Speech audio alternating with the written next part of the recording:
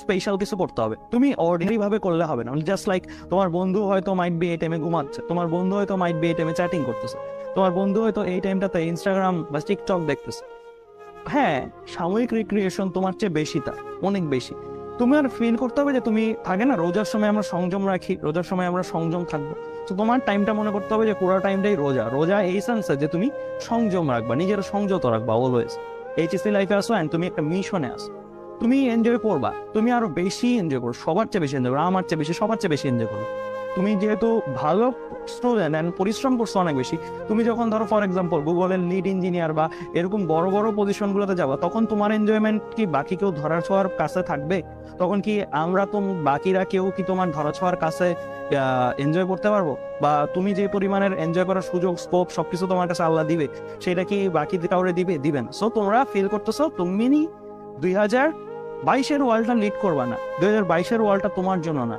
তোমার জন্য might be এর চেয়ে বেটার ওয়ার্ল্ড, যেটা হচ্ছে আরো ফিউচারিস্টিক, আরো ধরো অ্যাডভান্স টেকনোলজি আসছে, ওই ওয়ার্ল্ডটা তোমার জন্য। ওই ওয়ার্ল্ডে তুমি মার্সিডিজ চালাবা, ওই ওয়ার্ল্ডে তুমি টেসলা চালাবা। সো দ্যাটস ওয়াই তুমি বর্ন করছো, দ্যাটস ওয়াই তুমি জন্ম নিছো, দ্যাটস ওয়াই তুমি পরিশ্রম করছো। এইভাবে যদি না নিতে পারো মোটিভেশনটা নিজের মধ্যে, তাহলে তোমার এই পরিশ্রমটা কখনোই অর্থিক লাগবে না। অর্থিক লাগবে তখনই যে তুমি একটা গ্রেটার ড্রিম দেখো।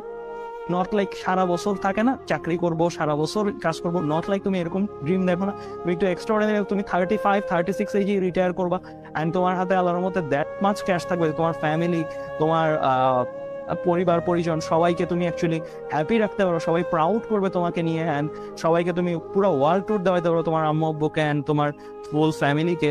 অ্যান্ড তুমিও প্রত্যেকটা জায়গায় মানে তোমার বেসিক্যালি মানে লাইফটাকে তুমি অ্যাকচুয়ালি কি করতে পারবা, যে দান করা থেকে শুরু করে সব জায়গা থেকে তুমি, তোমার এমন হবে না যে কোনো একটা জিনিস অ্যাকচুয়ালি প্রাইস ট্যাগ দেখে নিতে হচ্ছে, বা লাইক তুমি একটা ড্রিম দেখো বাট ওই ড্রিমটা তুমি ফুলফিল করতে পারছো। সো তোমার মধ্যে মোটামুটি ড্রিম ফুলফিল করার এভরি ক্যাপাসিটি থাকবে। সো ওইভাবে তুমি পরিশ্রম করতেছো, ওইভাবে তুমি গ্রো হতে চাচ্ছ। সো তোমার অবশ্যই অন্যান্যদের মতন রিক্রিয়েশন করলে হবে না, কারণ তো সবাই ওই লাইফটা পেতো, সবাই তো এই লাইফটা পায় না। অ্যান্ড সামনে যে যুগটা আসছে, টু বি অনেস্ট, সেই যুগটা অনেক কঠিন হবে, কঠিন হবে, আবার সহজও হবে।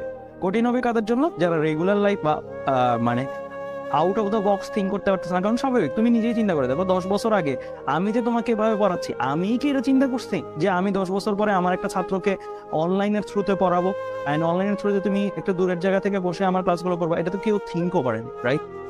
তাই না? তো আজকে থেকে 10 বছর পরেও তার মানে এমন কিছু জব তৈরি হবে যেই জবগুলো মাইট বি কেউ থিঙ্ক করতেছে না, আবার এমন কোনো জব বাতিল হয়ে যাবে যেই জবটা মাইট বি এখন অনেক থিয়ারিস্ট, অনেক ড্রিম জব, রাইট? সো যুগ অনেক র্যাপিডলি চেঞ্জ হচ্ছে, টেকনোলজি অনেক ফাস্ট আগানোর কারণে। সো সামনের যে যুগটা আসতেছে, ওই যুগে বেসিক্যালি তুমি যদি টেমপ্লেট জব, টেমপ্লেট কিছু করার চিন্তা ভাবনা করো, মাইট বি সাকসেসফুল নাও হইতে পারো। সো তোমার একটু অ্যাডভান্স থিঙ্কিং করতে হবে।